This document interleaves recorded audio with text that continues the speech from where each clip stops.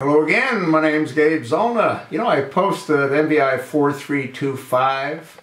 I predict a dramatic increase in crime. And in that article in that video, I also talked about the concern that I have, which is police are going to hesitate.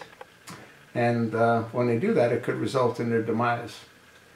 There was a situation that took place where I think a 12-year-old, 13-year-old boy had a toy gun, and he took the end off. The end is that orange little piece of plastic that designates it as being a toy.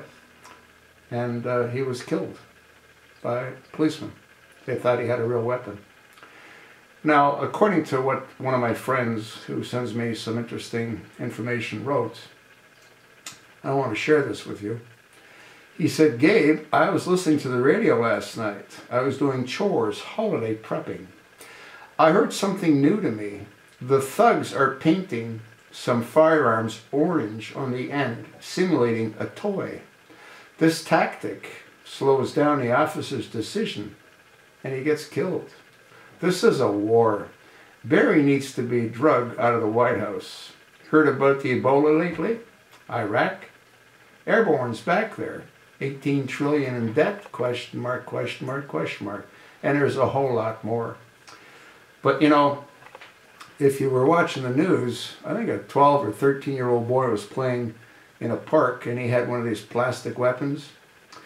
But someone took the end off, which is a little orange piece that designates that it's a toy. And he's now dead. Somebody had called the police, said there's somebody waving what appears to be a gun in a park. Police came. They identified it as being real. They actually showed a picture of it, and it does look real, especially with that plastic piece missing. So here you go, you got the thugs painting real weapons. That split-second decision that the officer needs to make, he might not make. Compound the fact that in the back of his mind, he's also going to be worried about being drugged through the courts, like Officer Darren Wilson.